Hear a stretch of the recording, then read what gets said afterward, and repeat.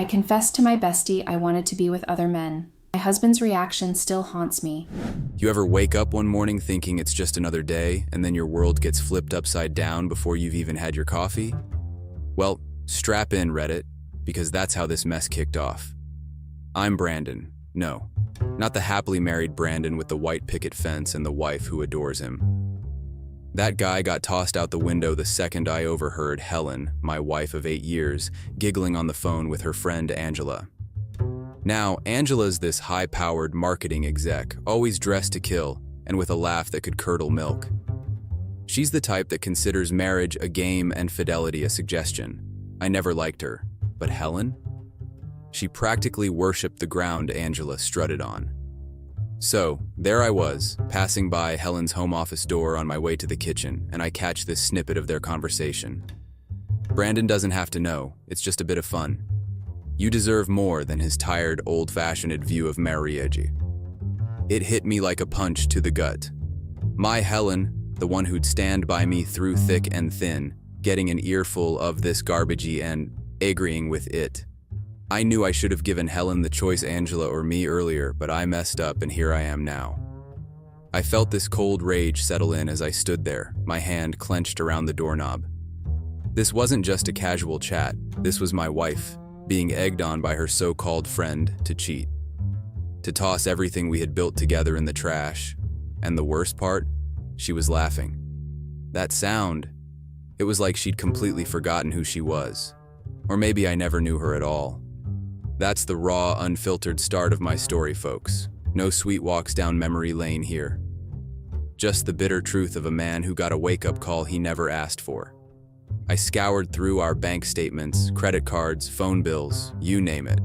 I was looking for anything, a clue that Helen was taking these suggestions from Angela to heart. But here's the kicker, folks. There was nothing. Nada. Zilch. Our bank statements were as mundane as they come. Groceries, a charge for a new blender because I broke ours trying to make margaritas, the usual. Phone bills? The most scandalous thing was the overage charge from Helen's mom calling to talk her ear off. I even started checking the mileage on her car. Yeah, I got that desperate. But every time it added up perfectly to her work and back, maybe a little detour to the grocery store or the gym. It was infuriating. It was like I was trying to catch smoke with my bare hands. Hey everyone.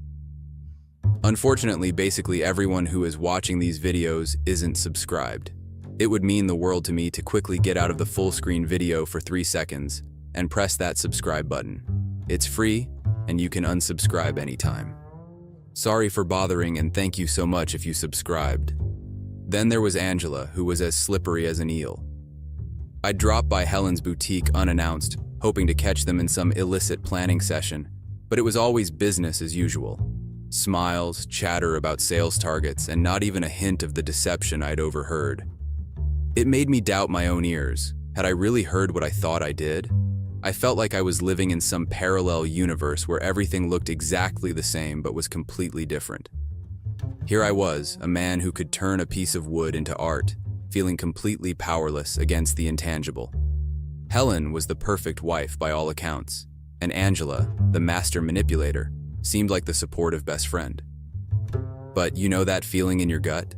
That gnawing, twisting certainty that something's off? It wouldn't let up. It kept me awake at night, staring at the ceiling while Helen slept peacefully beside me. I'd lay there, listening to the rhythm of her breath, wondering if she was dreaming of a life without me, a life Angela had convinced her she deserved. I couldn't shake it.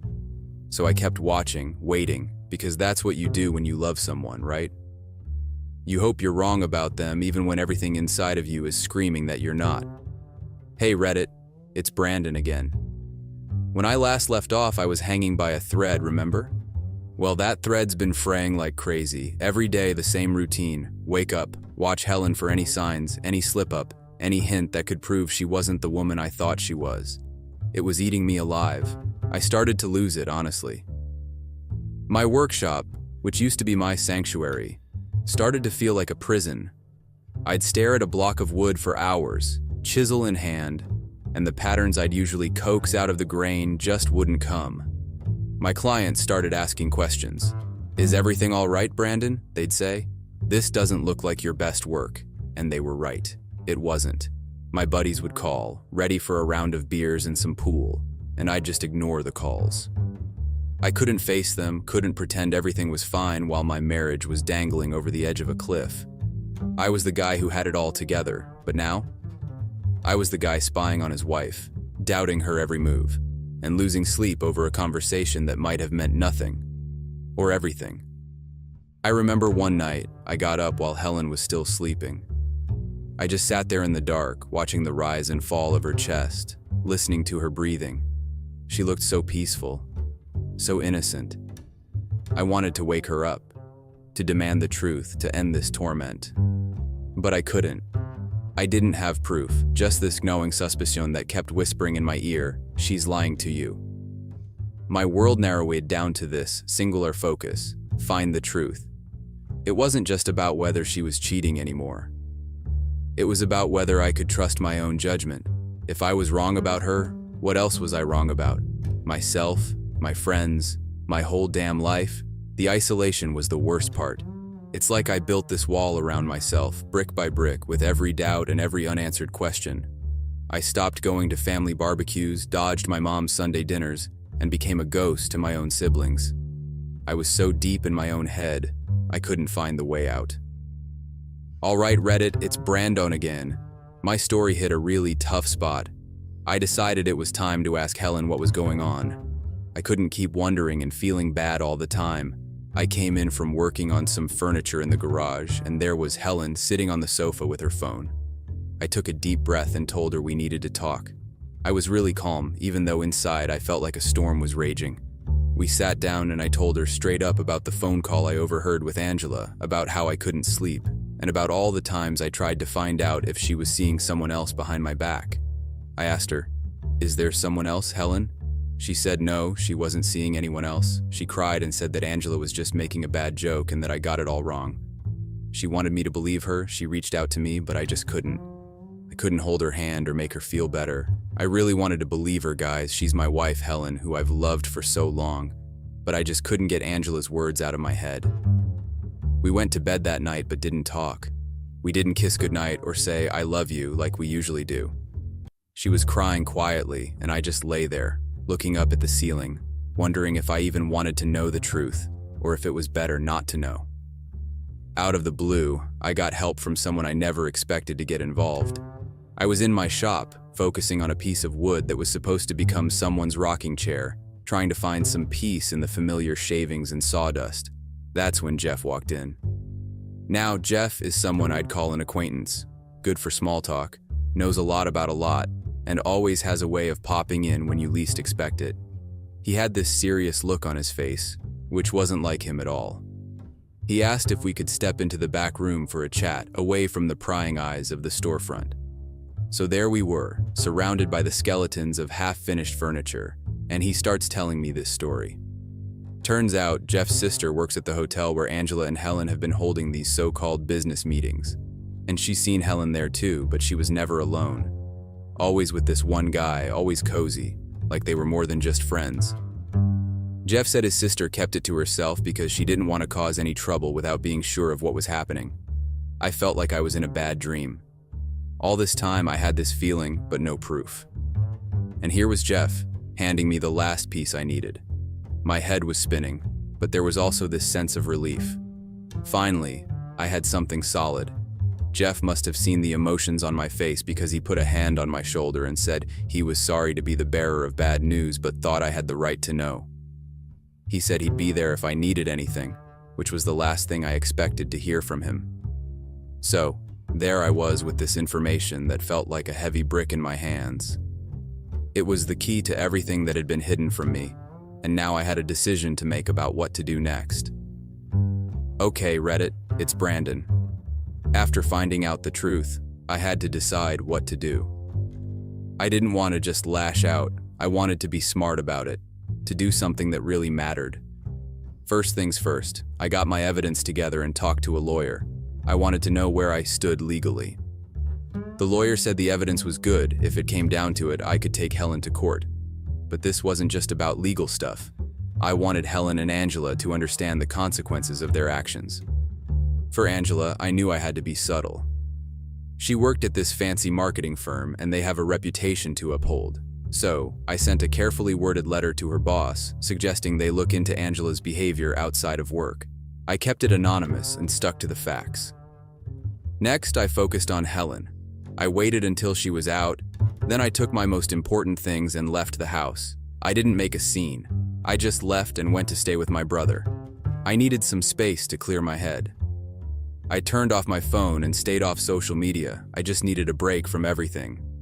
Helen tried to reach out, of course. She called, she texted, but I wasn't ready to talk to her. Not after all this. That was how I handled it. Quietly, but in a way that let them both know I was serious. It's not over yet, though. There's still more to come in this whole mess. Stay with me. So, I laid out my cards, did what I had to do, and stepped back to watch the fallout.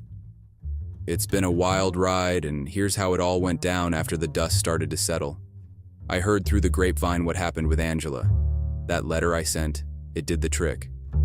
Her bosses took a closer look at her, and let's just say they didn't like what they saw.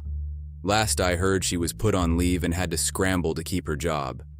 I guess her co-workers started seeing a different side of her, the one I'd been warning them about. Then there's Helen. After I left that evidence on the kitchen table and moved out, things for her got real. She came home to an empty house and a whole lot of truth staring back at her. She tried calling me, leaving voicemails, sending texts, apologies, excuses, promises to change. But I couldn't just forget everything and go back. Too much had happened. I needed time to think, to be away from all the drama. I found out that Helen's boutique started to suffer without her focus. She lost a couple of big clients, and without Angela to push her into the spotlight, things just weren't the same. It was tough on her, that much was clear, but it was the bed she made. Now, let's talk about me for a second. I did a lot of thinking, a lot of solo drives, a lot of staring at the ocean. I wondered if I went too far, if maybe I should have handled things differently. But then I remembered that feeling, that cold pit in my stomach when I first suspected something was wrong.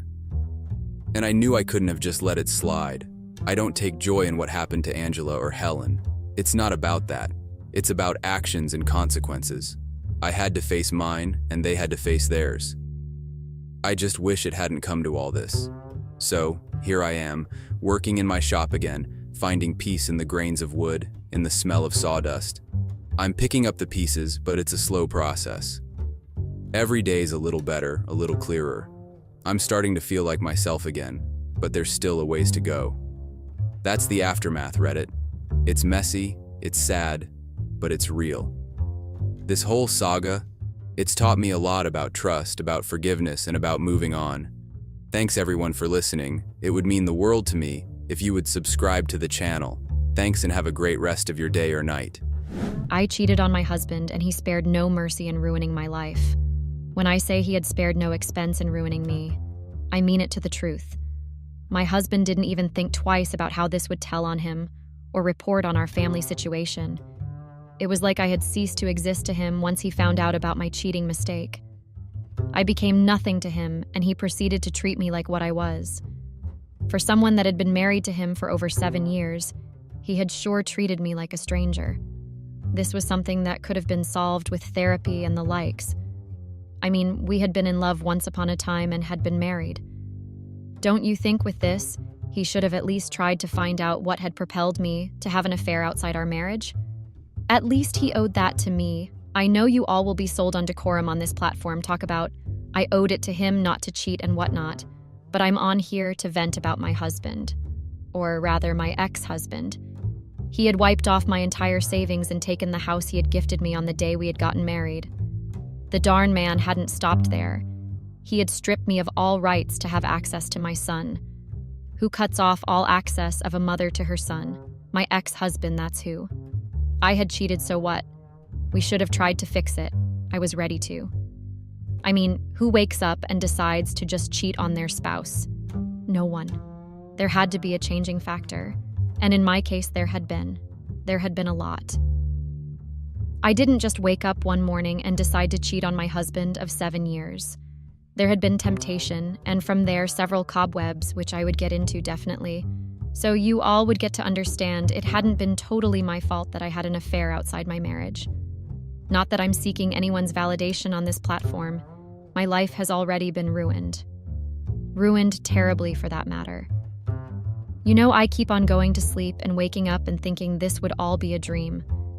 That somehow I had vexed the god of nightmares and not my husband, and he had kept me in this endless loop of nightmares. I had nothing to my name because I had cheated. That was a terrible wake-up call, in my opinion. Retelling this experience just seemed to have a worse effect, by the way. An effect that is now my life because I had fallen for temptation. An effect I was now living because my husband decided to throw me and our darn long marriage to the wind. But in truth, it had all been my fault, no matter how hard I tried to delude myself.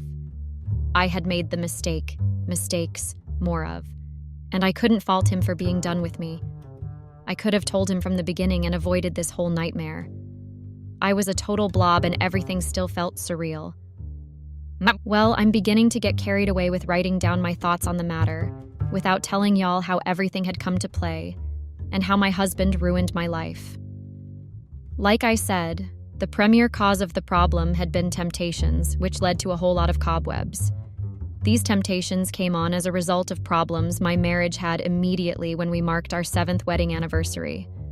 Well, that most definitely had been a night to remember. It was the night my husband's ex-wife, first love, decided to waltz back into our lives. Like, you wouldn't believe the power of this woman. She just strolled in, and my husband began panting after her like a thirsty puppy. It was demeaning and downright downgrading, for crying out loud. 7 years, I had been married to this man for 7 years, and one look at his ex-wife, I began to feel small and had my doubts. Then, the downslide of problems began. You see, when I explained to y'all on here that it hadn't truly been my fault, I wasn't lying. After my husband's ex-wife showed, and yes, I knew he had been married before, and no, I didn't know what had caused them to separate. My husband never really talked about his ex-wife or his previous marriage, and he had been taking care of me, so of course I wasn't going to ask. Things went from good to terrible since she showed her face at the party. My husband began staying at the house less, always claiming one work trip or the other lol. There was no way he wasn't distancing himself from me. I thought to myself he had to be cheating on me with her. Wasn't it obvious? But I couldn't do anything about it because, unlike the independent women of today, I had been a housewife who had popped out a son and hosted parties for my husband and his friends.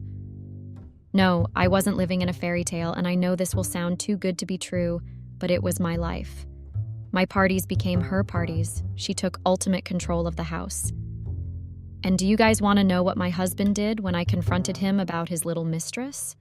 Nothing. My husband did absolutely nothing. Heck, if I hadn't spoken up, she would have started living with us. He then began arguing with me over every single thing. Obviously, we argued on occasion. There was no married couple that didn't. But ever since the little witch showed up, it was like I was in an invisible competition with her, and hence the arguing with my husband. What would he prefer to have for dinner? Argue. Was he going on a trip by the weekend? Argue. It became a strain to talk to him, so one day I exploded up on him. I told him exactly what I thought of him and his little witch, and how I knew he was probably cheating on me with her. Because what other reason could she have been back into our lives for? Redditors, you needed to have seen the way my husband combusted on me. It was like I had set off the fireworks and the comparisons began. At the end of the fight, my husband told me if I wasn't satisfied with the way he was treating me with all the money and the houses and the luxury gifts, I shouldn't let the door hit me on the way out. My husband of 7 years, someone I had fallen in love with against all advice, had said that to me. I had literally gone against all warnings because of love and married him. And since I had no one he thought he could say to me. Let me give you all a little introduction on how my husband and I met. My name is Laurel, and I'm 33 years old. My husband's name is Mark, and he's 40 years old. My husband, or should I say my ex-husband? Well, I'll call him my husband till I get to the part of our divorce. My husband owned a law firm, a successful one at that, and I had met him when I had been posted there for my internship. No, I didn't study law. I had studied international relations, but my mother had wanted me to study law, so she dumped me in a law firm as punishment. You know how mothers can be. I wasn't even where the real stuff happened. I had been stuck with the solicitors back then, but I remember I met my husband when he had thrown a workers' retreat. I had badmouthed him in front of everyone, not knowing he was the owner of the law firm, and as a way to make it up to him, I became his coffee fetcher. Cliché, right?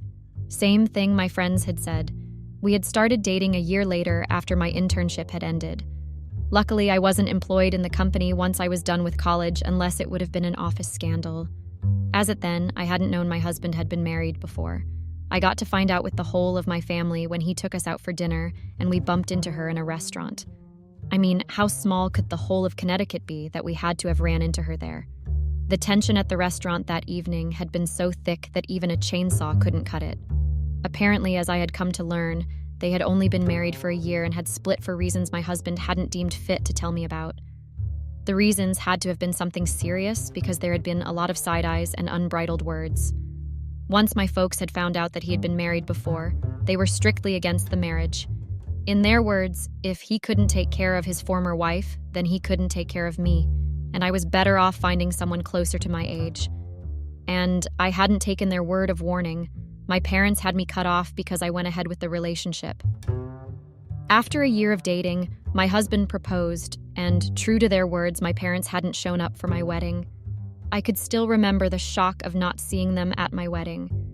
I had sent them invitations and had kept my fingers crossed for a miracle. But I walked down the aisle by myself with only my friends from college to clap for me. I had done all that because I had loved him. I had gone against my parents' wishes to marry this man, and after 7 years here, he was calmly telling me I could use the door if I didn't like that his ex-wife was back in his life. Can you imagine the dimwit? Why wouldn't I have cheated back? Well, I didn't leave, of course. I didn't leave because he was right. He provided for me the money, the luxury, and the gifts. I couldn't leave him, and I couldn't have left my son either, so I had stayed put. I was frustrated and desperately needed someone to talk to. So when that person came by, I took the opportunity, not knowing I was setting up a landslide for myself. My husband's partner in his law firm, Gary. At first, it was just a simple case of him asking how I was doing and if there was anything he could do to assist me. He had been so kind, so I found myself drifting more and more to him as my husband drifted away from me. My husband could be gone for more than 2 weeks on a business trip. I had wondered what kind of case could make a lawyer be gone for almost a month. I mean, he always had his cases at home base. But ever since the witch had magically appeared, my husband disappeared on various occasions. Funny occasions. And as a woman, I had needs. I needed someone to talk to. My son was barely 4 and still speaking in toddler talk. Like I had said, I hardly had any friends. My husband had been all I had. And a girl had needs, which was then coupled with the loneliness of hardly seeing my husband. The few occasions he came back, it was like I had become invisible. He preferred sleeping in one of the guest rooms rather than to be near my space. He was out like the speed of lightning before daylight cracks, and only came back when it was past midnight. The signs had just been too numerous for me not to jump into conclusions, but instead of calling him out again and have him throw me out for good this time, I turned to his friend, who seemed to be always there to listen. I turned to his friend the first time out of curiosity because I wanted to know what my husband's ex-wife had over my husband. I wanted to know the spell the witch had over my husband. So I had gone and asked my husband's best friend and partner. This was when I found out that my husband's ex-wife was also a partner in their law firm. So it was the 3 of them that ran the firm. No wonder she had such control over him. He needed her. But where had she been for the past 7 years? Why the heck did she think she could waltz in and try to test my marriage? And that foolish man I had married didn't want to do anything about it. This was where my husband's friend stepped in, and I'm sure you all can guess the rest. It started with simple trips to his house to get advice on what I should do about my husband and why I was suddenly invisible to him. Then it progressed to me talking about everything and anything with him and cooking for him. From there, that's how I landed in between the sheets with him. Yep, that's how I started sleeping with my husband's best friend and partner. Like I said earlier, I can't be fully blamed for it. I wasn't getting any attention from my husband's end, and I found where to get the attention. And my willpower crumpled like a crushed flower. Right under my nose, the thing with my husband's best friend and partner turned into an affair, and I couldn't stop. I didn't want to, quite frankly. While my husband was busy going on trips with his ex-wife or whomever, I was warming his best friend's bed with my son in daycare. Life was perfect for me. For a while, I thought I had everything panned out. My husband would never find out, and I could end this thing with his best friend when I wanted to. I was wrong on both counts. Totally wrong. My husband found out. I wondered how it had been like when he found out. His best friend had been the one to break the news to him when I couldn't succumb to his blackmail. Yes, my husband's best friend blackmailed me. I told you all it would only get worse from the moment I decided to cheat on my husband. This was how my perfect life with my affair took a turn. A month after hiding and enjoying an affair with my husband's best friend behind his back, my husband came back and started liking my company again. He even sought me out on all occasions, and the problem with his ex-wife wasn't a problem anymore. It was as if there was a transformation on the last trip he had traveled for, and I began feeling guilty. I had my family back again. I couldn't continue having an affair outside my marriage. It wouldn't bode well for me. So I decided to end the affair. In my head, I had thought it was going to be as simple as just saying it. It had been a phase, and I needed to end it. It was meant to be as simple as that. I had never been more wrong in my life. The man I had once found comfort in turned out to be a nightmare. Literally, you all. He had recorded pictures of our affair that was supposed to be hidden behind closed doors. And when I had gone to end the affair, he had thrown said pictures in my face and told me he was ready to lose the friendship with my husband, but in his own words, was I ready to lose my marriage with my husband? The car that was my life now started its journey downward on the slope of disasters. Yes, this was how my husband's best friend began blackmailing me. It started with little things like a copy of deeds, which I had no idea what he needed to use that for. I mean, I could sacrifice a couple of papers over me losing my marriage. Even though I wasn't in it for love anymore, I wouldn't even have nowhere to start to cater for myself and my child if my husband kicked me out. I didn't know how soon my fear would come to pass. From a couple of papers to keys to some drawers, the tasks to buy my husband's best friend's silence over our affair became harder by the day. The evil man wanted the firm for himself. That's what I had found out, and I couldn't keep giving him easy access to all the hard work and sweat my husband had put in to raise his company. That's when my husband's best friend became my nightmare. The threats tripled from just telling my husband about our affair, but forwarding it to their clients to diminish my husband's reputation to making threats on my son. I had to give him what he wanted. The fear of losing my marriage had conquered all the fear of my husband losing the ownership rights of his firm. Once again, I had never been so wrong and foolish in my life. I made another foolish mistake. I handed him another important document. How had I known I had made a foolish mistake? It came to slap me back in the face when my husband came back from work one day and threw papers of my affair right in my face. Like, how had I been so foolish to not see that coming? I had trusted the devil. I had trusted him to hide a lie when he was the father of lies. The time after my husband threw the pictures in my face had been a blur because he hadn't confronted me yet. He had just left me in the house and hadn't come home not even once. I hadn't known what had been happening in his head or what he was planning to do to me. I just had this dreadful feeling in my head that I was definitely done for, so I decided to start planning how I would sell most of the things he had gotten for me. My eyes had been on the condo he had gotten for me when I had given birth to my son. I could sell that and use the money to move to another city and start a new life for me and my son. I didn't know my husband's plans were going to disrupt mine totally. The fruition of my husband's plans began when he stumbled angrily into the house one evening and flung divorce papers in my face and carried my son out of the house. You remember that downward slope I had said my car, which was my life, was on? Yeah, at this point it had crashed and was tumbling in a non-stop motion. The thing I had feared the most was laughing me in the face while dancing the mamba around me. I deserved it, you all don't need to tell me, but I still had a plan. That's what I had thought. When I went to sell the house, my husband had gotten me to be able to run away once I signed the papers. I was told the house wasn't under my name. I had shown the realtor the deeds in my name, and I was told that wasn't the correct documents to the house. That the document in my hand only showed I had purchased a space in a storage unit. You can't even begin to imagine how stupid I had felt at that moment. I had been played by my husband. Like, why would he lie to me about a house if he hadn't bought me one? It had all been in the plan to ruin my life. I hadn't known then. In my head, it was just a cruel taste of fate. After the property fiasco, I had to pawn off my rings and bracelets my husband had gotten me as a show of love. I put that in quotes because after giving me a fake property for giving birth to his son, I don't think my husband understood the meaning of love. Well, I was in the middle of looking for jewelry to sell when I remembered that he had opened up a bank account for me that he had said he would be for me. I had that as my last resort because I hadn't been saving much in our marriage. He provided everything I wanted, so I hadn't seen the need to save. I regret that now. Well, I shouldn't have put much hope in the account because just like the fake property, the account was empty.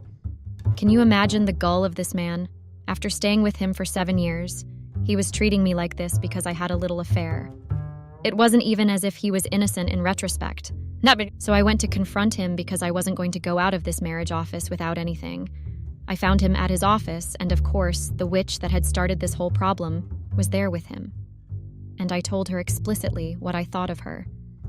That she was a marriage wrecker who, instead of respecting her old age, was behaving like a prostitute and panting after a married man. Well, that didn't bode well for me because my husband threw me out of his office when I hadn't even delivered the message I had come to say to him. It didn't stop me, though. I came again the next day and the day after until I became a nuisance in his workplace, and he had no choice but to give me an audience. Then I told him everything I thought of him and his cheap timing behind, and my husband told me what he thought of me. Apparently the house had been real, but he had switched the papers and bought the house for himself since he had a 1/3 commanding interest in the house. And my savings, he had cleared that because he also owned the account. That day my husband swore he was going to wreck my life like I had wrecked his. It was on this day that I found out that my husband was fighting for ownership of his firm with his best friend in court. I had contributed to the problem. I signed the divorce papers on that day in shame, with the hope that at least he would forgive me, and I could start from scratch again. I knew there was no way I was going to get custody of my son. I didn't even want to try. Do you guys think I did the right thing? Update 2, Hi Redditors. I'm back with an update on what happened with my life after I divorced my husband. Apparently my husband wasn't done with me. Nope, I wasn't nowhere done paying for my sins with my husband and his best friend. After I had divorced my husband and receded all rights of custody of my son, I had tried to pick up my life, but of course that had been hard without a dime to my name. My parents had decided to cut me off ever since I had married my ex-husband, and even as I became free from the marriage, they still wanted nothing to do with me. Well, my friends were a close-knit bunch that agreed with what my parents said, so I didn't have any help from them. I had to go back to being a barista. I began living from hand to mouth. I had nowhere to stay. You'll think with all these terrible things happening to me, I would have learnt my lesson. No, I hadn't. 6 months after I had divorced my husband, and 6 months of working like an elephant and eating like an ant, someone walked into the cafe where I was working. Your first guess would surely be my ex-husband's best friend. But no, that wasn't who graced my cafe with their presence. It was my ex-husband's ex-wife. According to her, she had been watching me for some time and was saddened by how things were going horrible for me. Yeah, the witch just came to laugh in my face. She said she had a job for me and asked if I had any qualms with working with my ex-husband again. I was about to say no. There was no way I was going to be working with my ex-husband again. Then I heard the salary amount for the job, and I was humbled. That was 5 times my monthly income as a barista in just 1 month. I didn't waste any time in accepting not knowing I was setting myself up for another run. Well, I found out the hard way. I began working for my ex-husband's ex-wife as her personal assistant. Who would have thought I would be this deeply involved in drama after the one I just got out from? I'm sure you guys didn't see this coming. It was like I was living a dream. Scratch that, I was living in a nightmare. Like, has anyone ever experienced this level of drama in their lives, or am I the only one that's always singled out for bad things? There was no way the life I was living was normal or real or true in any way. No matter how hard I wished it was a dream, this was my reality. During the beginning weeks, things hadn't been weird at all. I didn't even get to see my ex-husband, but things began to get weird and suspicious, and I was in the middle of it once more. My ex-husband's ex-wife, my boss more of, had an imitator in her office most of the time whenever I went there to submit a document she asked for. The lawyers supposed to defend the law and have a clean slate free of crime were the ones doing the most evil things. I didn't know what she'd been using the imitator for. In fact, how I had found out she had been using an imitator was when she told me to go and drop off the document I had gotten from my ex-husband's personal secretary. I had viewed the document and found that something was off about it. No one would notice except someone with a keen eye, and I had lived with my ex-husband for 7 years, so I knew exactly how he signed his signatures. I knew something was off. Yep, something was really off, and it started to unveil itself when I found my ex-husband's best friend in a meeting with my boss, his ex-wife. That's when I knew that something was going on, and it was going to be against my husband. But I couldn't do anything about it. I was an employee of his ex-wife, and he had cut me out of his life. My only hope was that my child was safe and not involved in whatever they had planned. They began to let me in on their plans, scratch that. They began to slip with their plans in front of me when my boss ordered me to make copies of a CAFO of a house. You all would never guess what just landed in my lap. My boss had just told me to go make copies of the rights to the ownership of my house. The house my husband had allegedly bought for me, but bought back for himself in his attempt to ruin me. Like, can you imagine my stroke of luck? What was she doing with it? It was none of my business, so I just did my job and made copies of the papers like she had told me to. But the feeling of holding what had rightfully been the papers to my property in my hand, after I had let it slip from my fingers, that had stung. I was sure that was what my boss had wanted to accomplish. She wanted me to know how it felt, not having something to call my own. After that incident, it seemed their plans started working for them because my ex-husband came back from his trip and began searching his whole office for important documents. I had heard that he had thrown a tantrum when he couldn't find whatever he was looking for. Apparently, he hadn't known I was now working for his ex-wife, and I didn't run into him. You want to know when things became truly suspicious and horrible for me?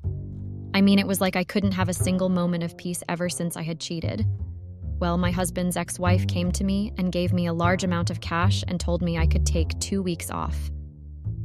In her own words, I deserved it. This was someone I just started working for a month ago. I should have known I was being set up. I had no clue until it all unfolded before my eyes. I took her money and went to rent a room and just rest from all the hassle I had been through. Yeah, then the police and my ex-husband came knocking. I had no idea how they had found out where I lived, but they barged in and started rapping in Spanish to my ears. There was talk of forgery and theft, and it was at the point they pulled the house papers with my signature on it that I knew I had been set up. Everything I said from that moment fell on deaf ears as I was whisked to the police station. I couldn't believe what was happening. This charge was going to be a dent to my name officially. When someone pulled up my records, they were going to see a criminal record. This charge was going to make it hard for me to get my son. Those had been the only thoughts in my head when the police read my rights and told me I had access to a state lawyer to defend my cause since I didn't have one. I couldn't afford one because I had been given counterfeit cash. This was another charge on my head because I wasn't supposed to be in possession of counterfeit bills. I tried.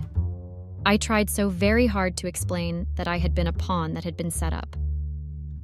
However, my ex-husband's ear was closed to my pleas.